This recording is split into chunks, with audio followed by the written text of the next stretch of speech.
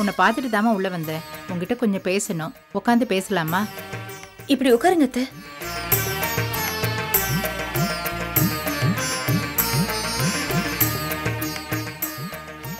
சொல்லுங்க அத்தை.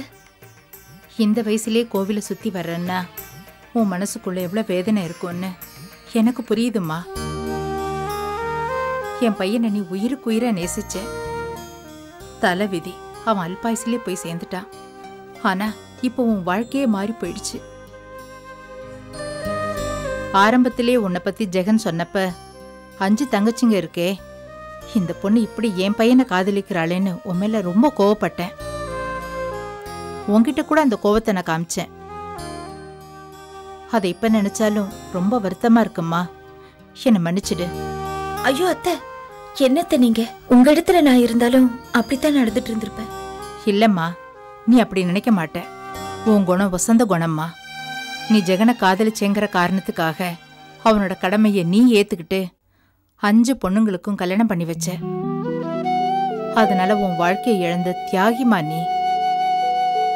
எங்களாலதாமா நீ இப்ப வாழ்க்கையை இழந்துட்டு நிக்கிற. இல்லத்த, யார் யாருக்கு எது எது நடக்கணுமோ அது நடந்துதான் தீரும். யார் தலையெழுத்தையும் யாரும் மாத்த முடியாதத்த. நான் ரொம்ப நேசிக்கிறவங்களை இழந்துகிட்டே இருப்பேங்கிறது என் தலையெழுத்தா இருக்கலாம். அது இறைவனோட விருப்பமா கூட இருக்கலாம். அதனாலதான் நான் ரொம்ப நேசிச்ச எங்க அம்மா, அப்பா, ஜெகன் எல்லாரையுமே நான் இழந்து தவிக்கிறேன். என்னோட இந்த நிலைமைக்கு நான் தான் காரணமே தவிர நீங்க யாரும் காரணம் கிடையாது. இல்லம்மா, இப்படி எல்லாத்துக்கும் காரணம் விதி தலையெழுத்துன்னு உக்காந்துட்டா நாம பிறந்ததுக்கே அர்த்தம் இல்லாம போயிடுமா. கஷ்டம் வரப்ப அதை தாங்கி எதிர்த்து நின்னு வாழ்ந்து காட்டணுமா. அதுதான் வாழ்க்கைங்கிறதோட அர்த்தமே. வாழ்க்கையில தோல்வி வந்துட்டா சோர்ந்து போய் உக்காந்துடக்கூடாது. முயற்சி பண்ணிக்கிட்டே இருக்கணும். சுத்துற வரைக்கும் தாமா பூமி, சுடுற வரைக்கும் தாமா நெருப்பு, போராடுற வரைக்கும் தான் மனுஷன். நீயும் கௌதம் தம்பியும் சேரணும்னு நாங்க எல்லாரும் போராடிட்டு இருக்கோம். அது தெரியுமா உனக்கு? அத்தை, 5 பொண்ணுங்களுமே நீ நல்லா வாழ்ந்தாதான் நாங்க நல்லா வாழ்வோம்னு சொல்லிட்டு எந்த சந்தோஷத்தையும் அனுபவிக்காம உக்காந்துட்டு இருக்காங்க. இத நினைச்சு தூக்கம் வராம நான் உனக்கு போன் பண்ணி வாமா உன் வீட்டுக்கு போலான்னு கூப்பிட்டேன். ஆனா நீதான் வரல. அத்தை, அந்த வீட்டு நிலைமை உங்களுக்கு தெரியாது. கௌதமுக்கும் கீதாவுக்கும் கல்யாணம் பண்ண விசா கல்யாணத்துக்கு முன்னாடியே முடிவெடுத்துட்டாங்க. இப்போ விசா கல்யாணம் முடிஞ்சிடுச்சு. இந்த நேரத்துல நம்ம அங்க போய் நிக்கிறது எவ்வளவு அபத்தமா இருக்கும்னு நீங்களே நினைச்சு பாருங்க. இது ரொம்ப அநியாயமா இருக்கே. இல்லத்த, சந்தர்ப்பத்தை ஜானகி அக்கா வீட்டுல சாதகமா பயன்படுத்திக்கிட்டாங்க, அவ்வளவுதான். கௌதம் என்ன காதலிக்காம இருந்திருந்தா ஜானகி அக்கா கீதாவை தான் கல்யாணம் பண்ணி வச்சிருப்பாங்க. இப்ப அதுக்கான வாய்ப்பு வந்திருக்கு, அதை பயன்படுத்திக்கிறாங்க. இப்ப போய் நான் அங்க நின்னா அவமானம் தான் அது கிடைக்கும், வாழ்க்கை கிடைக்காது. ஏமா, உனக்கு கௌதம் கூட சேர்ந்து வாழணும்னு ஆசை இருக்கா இல்லையா? சேர்ந்து வாழணும்னு எனக்கும் ஆசைதான் அத்தை. ஆனா அத உரிமையா கேக்குற நிலைமையில இப்ப நான் இல்லையே. எத்தனை நாள் பேயா நடிச்சு நான் கௌதம தூங்க விடாம பண்ணிருக்கேன் தெரியுமா? என் மேல எந்த தப்பும் இல்லாம இருந்திருந்தா என் துணிச்சலே வேற அத்தை. நான் இருக்கிறப்போ நீங்க எப்படி வேற ஒரு பொண்ணை கௌதமுக்கு கல்யாணம் பண்ணி வைப்பீங்கன்னு பெரிய பிரச்சனையே பண்ணிருப்பேன். சரி, உன்னை பைக்கில் அழைச்சிட்டு போய் ஆபீஸ்ல விட்டுட்டு திரும்ப வீட்டுக்கு அழைச்சிட்டு வர அந்த கிஷோர் யாரு? உனக்கு சொந்தமா? நீங்க இதை எவ்வளவு டீசெண்டா கேக்குறீங்க. ஆனா கௌதம் கிஷோர ரொம்ப தப்பு தப்பா பேசிட்டு இருக்காரு அத்தை. கிஷோர் என் சொந்த மாமா பையன். ஒரு ஐயர் பொண்ண எங்க மாமா லவ் பண்ணி கல்யாணம் பண்ணிக்கிட்டாரு.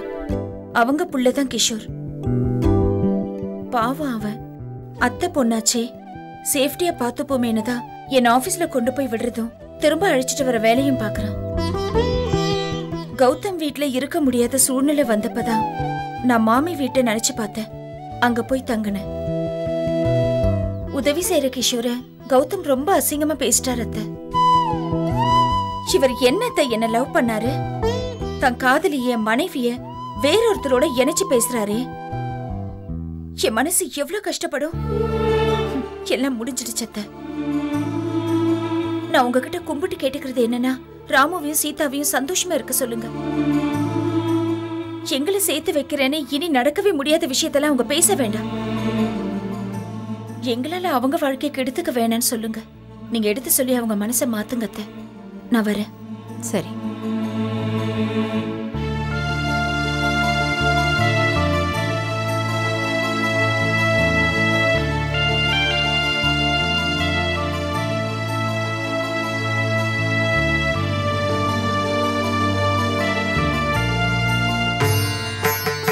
பிள்ளையாரப்பா, மோகினி ரொம்ப நல்லவ. அவளை எப்படியாவது நீதான் கௌதம் தம்பி கூட சேர்த்து வைக்கணும்.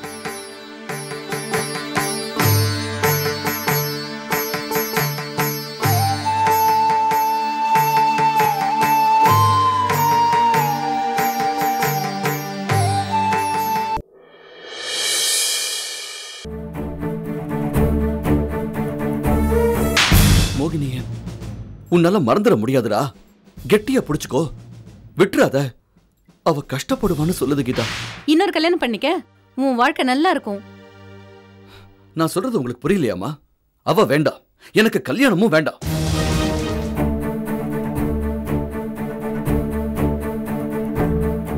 அத்தை, டீ சாப்பிடுங்க, சூடா இருக்கு.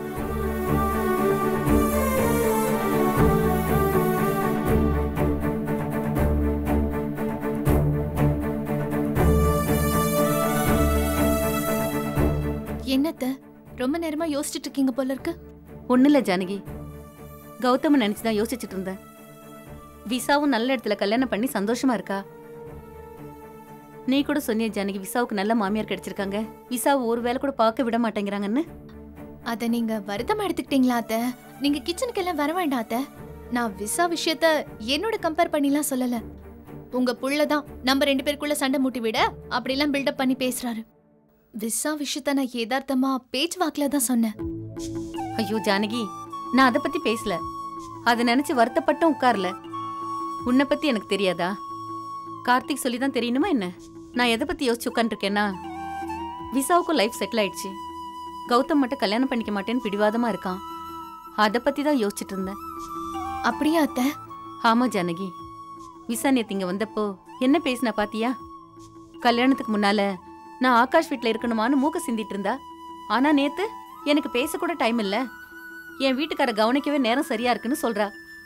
அந்த வீட்டோட நல்லா ஒட்டிக்கிட்டா. அப்படி இருக்கிறது நல்ல விஷயம் தானே அத்த? நிச்சயமா ஜானகி.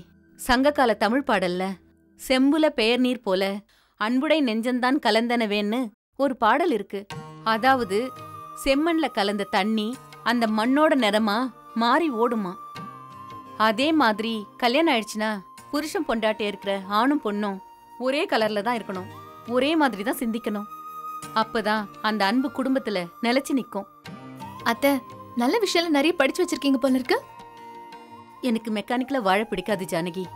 எதையும் நல்லா புரிஞ்சுக்கிட்டு தெளிவா செயல்படணும்னு நினைக்கிறேன். நல்லா சொன்னீங்க அத்த. எனக்கு இப்போ ஒரு குழப்பம் இருக்கு அத்த. கௌதம் கீதாவோட கல்யாணம் ஏன் இப்படி தள்ளி போயிட்டே இருக்கு? கீதா சைடுல எந்த ப்ராப்ளமும் இல்ல. அவ கௌதம கல்யாணம் பண்ணிக்க தயாரா தான் இருக்கா. கரெக்டா சொன்னீங்க சம்பந்தி. கௌதம் தம்பி தான் மோகினியை மறக்க முடியாம தவிக்கிற மாதிரி தெரியுது. சின்ன வயசுல இருந்தே மோகினியை கௌதம் லவ் பண்ணியிருக்கான் சம்பந்தி. அவனுக்கு நாம தான் எடுத்து சொல்லி கீதாவை கல்யாணம் பண்ணிக்க ஒத்துக்க வைக்கணும். சரியா சொன்னீங்க அத்தை. கௌதம் மாமா பாவம், மோகினி அக்காவை மறக்க முடியாம தவிக்கிறாரு. அதுல தப்பே இல்ல. நாம தான் அவர் மனசை மாத்தணும். எப்படி அவன் மனசை மாத்துறதுன்னு தெரியாம தான் நான் யோசிச்சு தலைவலியில் உட்காந்துட்டு இருக்கேன். ஜானகி, நீ ஏதாவது ஒரு ஐடியா கூட, நான் செயல்படுத்துறேன். அவன் ஒரு இளகிய மனசுக்காரன், நல்லவன். அவன் லைஃப் நல்லா தான் இருக்கும். அதனாலதான் கடவுளா பார்த்து இந்த சமயத்துல கீதாவை அனுப்பி வச்சிருக்காரு. கௌதம் மட்டும் கீதாவை கல்யாணம் பண்ணிக்க சம்மதிச்சிட்டான்னா ரொம்ப நல்லா இருக்கும். நானும் யோசிச்சு யோசிச்சு பார்த்தேன் அத்த. ஒரு ஐடியாவும் கிடைக்க மாட்டேங்குது. கல்யாணம் பண்ணி வைக்கிறத விட முக்கியமா ஒருத்தர் நல்லா புரிஞ்சுக்கிட்டு தான் கல்யாணம் பண்ணிக்கணும் அத்தை. நான் கூட கௌதம் மாமா என்ன நல்லா புரிஞ்சுக்கிட்டு தான் கல்யாணம் பண்ணிக்கணும்னு நினைக்கிறேன். கரெக்டா சொன்ன கீதா. சின்னவ பேசியே ஆளை அசத்திடுவா. அத்தைய நல்ல கைக்குள்ள போட்டுக்கிட்டா. மாப்பிள்ள தான் இவகிட்ட சிக்க மாட்டேங்கிறாரு. அத்தை, நான் ஒரு சூப்பர் ஐடியா கண்டுபிடிச்சிருக்கேன். நான் சொல்றேன், ஆனா நீங்க எதுவும் என்ன தப்பா நினைக்க கூடாது. உன்னை எப்படி நான் தப்பா நினைப்பேன்? என்ன ஐடியான்னு சொல்லு. கௌதம்க்கு தெரியற மாதிரி ஒரு விஷயம் பண்ணுங்க அத்தை. எங்க எல்லாரையும் கூப்பிட்டு நான் இன்னில இருந்து சாப்பிட மாட்டேன், உண்ணாவிரதம் இருக்க போறேன்னு சொல்லிடுங்க. கௌதம் என்னைக்கு கல்யாணம் பண்ணிக்க சம்மதிக்கிறானோ அன்னைக்குதான் சாப்பிடுவேன்னு சொல்லிடுங்க. காலையில பட்னி கடுங்க, மத்தியானம் பட்னி கடுங்க, ராத்திரி பட்னி கடங்க. அப்போ கண்டிப்பா கௌதம் யோசிப்பான். மனசு மாதிரி கண்டிப்பா இறங்கி வருவான். ஏன்னா கௌதம் உங்க மேல உயிரே வச்சிருக்கான் அத்தை. நல்ல ஐடியா தான் சொல்றா ஜானகி. இருமா, அவசரப்படாத, நான் முழுசா சொல்லிடுறேன். அத்தை, நீங்க பட்னி கிடக்குற மாதிரி நடிங்க. ஆனா கௌதம் போனதுக்கு அப்புறமா நீங்க சாப்பிட்டுருங்க. அக்கா இது குப்பை ஐடியா. என்ன கீதா இப்படி சொல்ற? நான் இதை நல்ல ஐடியா தானே நினைச்சேன். இல்லக்கா, அத்தையோட கேரக்டர் என்ன? பொய் சொல்லுவாங்களா, நடிப்பாங்களா? அவங்களோட குணம் தெரியாம இப்படி பேசுற? ஹரிச்சந்திரனுக்கு அப்புறம் பொய்யே சொல்லாம வாழ்ந்துட்டு இருக்கிறது நம்ம அத்தை மட்டும்தான். அத்தை நேர்மைக்கு போய் ஒரு களங்கத்தை ஏற்படுத்தலாமா? பொய் சொன்னதுக்காக, தப்பு செஞ்சதுக்காக சொந்த தம்பிய வீட்டு படிக்கட்டு ஏற வேண்டான்னு சொன்னவங்க. அந்த நேர்மைக்கு பயந்துதான் மோகினி அக்கா வீட்டை விட்டு போனாங்க. இப்படி ஒரு நேர்மையின் சிகரமா இருக்கிற அத்தையை போய் சாப்பிட்டுட்டு சாப்பிடாம இருக்கன்னு பொய் சொல்றியா? Very good. கீதா என்ன நல்லா புரிஞ்சு வச்சிருக்கா.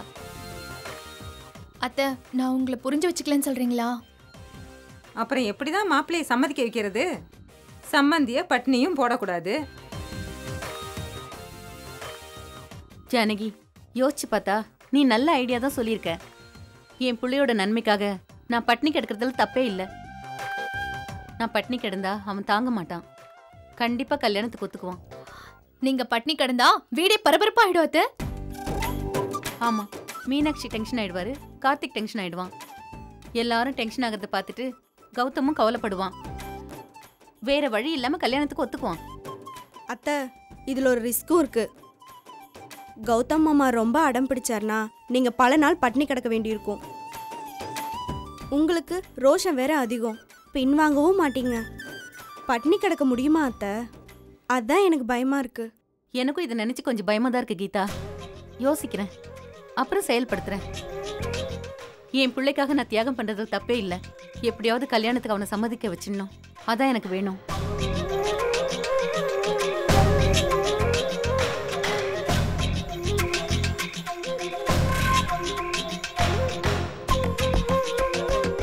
ஏண்டி கீதா, நீ தான் இந்த பட்னி கிடக்குற ஐடியாவை கொடுத்து அத்தை கிட்ட சொல்ல சொன்ன. அப்புறம் ஏன் அத்தை முன்னாடி இது குப்பை ஐடியான்னு சொன்ன? அத்தை கிட்ட என்ன மாட்டி விட்டல்ல? கல்யாணம் பண்ணி இங்க வரதுக்கு முன்னாடியே என் பேரை அத்தை கிட்ட ரிப்பேர் பண்ணி விட்டுருவா போல இருக்கு. வெயிட், நான் சொல்றத கேளுக்கா. நீ முதல்ல இந்த ஐடியாவை சொல்லணும், அப்புறம் அத்தைக்காக நான் உருகணும். அப்பதான் அத்தையும் பட்னி கிடப்பாங்க, நானும் நல்ல பேர் வாங்குவேன். நீ தான் ஏற்கனவே நல்ல பேர் வாங்கி சாவி குத்தியே வாங்கிட்டியே, அப்புறம் என்ன? சின்னவ கரெக்டா சொல்றா ஜானகி. அவ புத்திசாலி. அப்ப நான் முட்டாளுங்கிறியாமா? நீ வேணா பாரு, கல்யாணம் பண்ணி இங்க வந்ததுக்கு அப்புறமா என்கிட்ட இருக்கிற சாவி கொத்த புடுங்க தான் போறான். அக்கா தங்கச்சி நாங்க 2 பேரும் அடிச்சுட்டு நிக்க தான் போறோம். இந்த கதையும் நல்லா தாண்டி இருக்கு. ஏமா, எங்க 2 பேரையும் சண்டை போட சொல்றியா? அது அப்புறம் பாத்துக்கலாண்டி. நீங்க 2 பேரும் சேர்ந்து உங்க அத்தையை கொம்பு செய்ய விட்டுட்டீங்க. அவங்க பட்னி கிடக்க போறாங்க. மாப்பிள்ளை மனசு மாறப்போகுது. கீதாவை கல்யாணம் பண்ணிக்க போறாரு. எனக்கு நம்பிக்கை வந்துடுச்சு. அம்மா சொல்றத நம்பிட்டு நீ சும்மா இருந்துறது கீதா. கௌதம் மனசுல இடம் பிடிக்கிற மாதிரி நீ ஏதாவது செஞ்சுக்கிட்டே இரு. உண்மையா கௌதம நேசி. அக்கா, இப்பவும் கௌதம் மாமாவை உண்மையதாக்கா நேசிச்சுட்டு இருக்கேன். என்ன ஏமாத்திட்டு கௌதம கல்யாணம் பண்ணிக்கலான்னு பாக்குறியா? செத்துருவ நீ, செத்துருவடி. கௌதம் மாமாவை கல்யாணம் பண்றதுக்கு முன்னால போன கண்ணு செல்வம் விஷயம் வெளியில தெரியக்கூடாது. இதிலிருந்து எப்படியாவது தப்பிக்கணும்.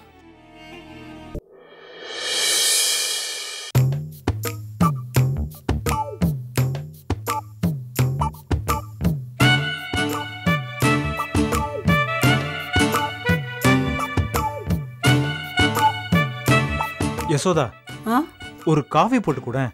கிச்சனுக்கே வந்து உன் கையால காஃபி வாங்கி குடிக்கிறதுல ஒரு சுகம். மருமக பாத்துற போறா, போய் ஹால்ல உட்காருங்க. கரெக்டா சொன்னீங்கம்மா. ஆனா எப்பயாவது தான் இப்படி உஷாரா பேசுற. எப்ப பார்த்தாலும் 2 பேரும் சேர்ந்து சுத்துறீங்க, பேசுறீங்க. என் பொண்டாட்டி செம்ம கடுப்புல இருக்கா. ஏன்டா, என்னடாச்சு? கொஞ்ச நேரத்துக்கு முன்னால கோவிலுக்கு வந்தீங்களே,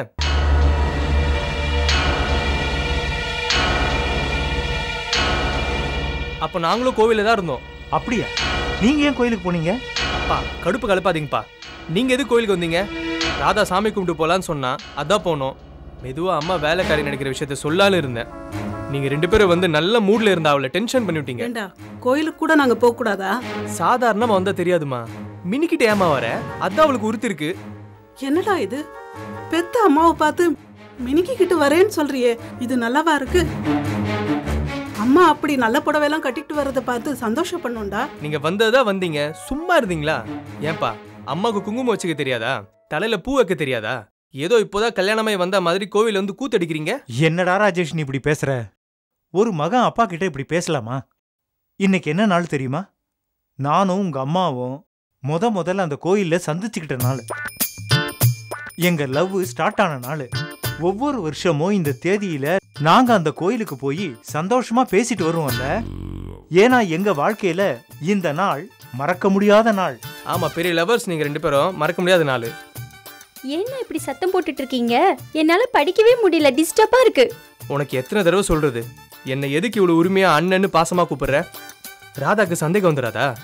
எப்படி சந்தேகம் வரும்? நீ என்னோட அண்ணன் வயசுல இருக்கிற பக்கத்து வீட்டு பையன், கல்யாணம் வேற ஆயிருச்சு. வேணா சொல்லு, நான் உன்னை அங்கிள்னு கூப்பிடவா, அண்ணிய ஆன்ட்டின்னு கூப்பிடவா? நீ வேற என்ன விருப்பத்துற. ராதா எந்த கோவத்துல இருக்க தெரியுமா உனக்கு? ஆமா, அவங்க பெரிய மகாராணி கோவத்துல இருக்காங்க. எத்தனை நாளைக்கு தான் இப்படி நானும் அம்மாவும் பக்கத்து வீட்டுக்காரியாவும் வேலைக்காரியாவும் நடிக்கிறது? ஏன் இப்படி கத்தி பேசுற? அவ காதுல விழப்போகுது. ஹாலுக்கு போ நீ. ஆமா, நீ என்கிட்ட காட்டுற வீரத்தை பேசுற பேச்சியும் உன் ஒய்ஃப் கிட்ட போய் காட்டுனேன். எத்தனை நாளைக்கு இப்படி நடிக்கணுமோ, எல்லாம் என் தலை எழுத்து. மா, காஃபி போட்டு எடுத்துட்டு வாம்மா. இங்க பாருங்க, இந்த மாதிரி வெளியில சுத்திட்டு வந்து லவ் டைலாக் விடுறத இன்னியோட விட்டுடுங்க. நீங்க ஒன்னும் அம்பிகாபதி, அமராவதி, ரோமியோ ஜூலியட் இல்ல, புரிஞ்சுக்கோங்க. நாங்க காதலிச்சு கல்யாணம் பண்ணதுனால தான் உன் லவ்வுக்காக உங்க அம்மா வேலைக்காரியா நடிக்க ஒத்துக்கிட்டா. எங்க காதல மட்டம் தட்டி பேசுவியா? உங்க அம்மா காதலுக்கு மரியாதை கொடுத்துருக்கா, அதை நீ மறந்துடாத. கரெக்டா சொன்னீங்க. இவன் என்னமோ நான் வேலைக்காரியா நடிக்கிறதா ரொம்ப சாதாரணமா நினைச்சிட்டான். ராஜேஷ், ராஜேஷ், தோ அனுப்புற ராதா. அப்பா, உங்ககிட்ட பேசணும்னு ராதா வர சொல்றாப்பா. உங்க அம்மாவை வேலையை விட்டு தூக்க போறத சொல்றதுக்காகத்தான் அவ வர சொல்றான்னு நினைக்கிறேன். நான் வீட்டை விட்டு போகணுமா? நான் வீட்டை விட்டு போகணுமாடா? இந்த வீடு சொத்து எல்லாம் என்னோடது தெரியுமா? ராஜேஷ், அப்பா வந்துட்டே இருக்காங்க ராதா. அப்பா போங்கப்பா. என்ன ஆனாலும் சரிடா, என் பொண்டாட்டிய வீட்டை விட்டு போக விட மாட்டேன். சொன்ன கேளுங்கப்பா, ராதா இங்க வந்துருவாப்பா. அசிங்கமாயிடுப்பா, போங்கப்பா. ஐயோ, ஏன்டா இப்படி தொல்லை பண்ற?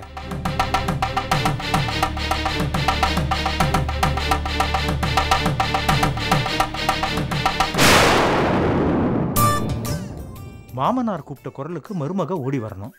இங்க எல்லாம் தலைகீழா நடந்துகிட்டு இருக்கு. என்னம்மா கூப்பிட்டியாம? எதுக்கு மாமா உங்க மருமகளுக்கு இவ்ளோ மரியாதை கொடுத்து நிக்கிறீங்க? என்ன விஷயம் சொல்லுங்க. நீ தானமா கூப்பிட்ட, என்ன வர சொன்னியாம? நான் ராஜேஷ் தானே கூப்பிட்டேன். ராஜேஷ் உங்க பேரா? இல்லம்மா, ராஜேஷ் கிட்ட சொல்லி என்ன வர சொன்னியாம?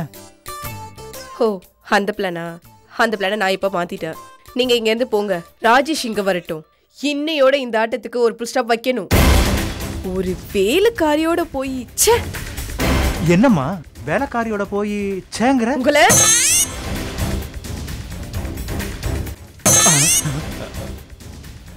இவ ராஜேஷ வர சொல்லி என்ன சொல்ல போறான்னு தெரியலையே. எங்க பொண்டாட்டிய வேலைக்காரியா நடிக்க விட்டுட்டு மருமகளுக்கு பயந்து நடுங்கிற ஒரே மாமனாரு நானா தாங்க இருப்பேன். எப்ப எங்களுக்கு விடியும்னு தெரியலங்க. ஐயோ, என்னம்மா பார்த்து வரக்கூடாது?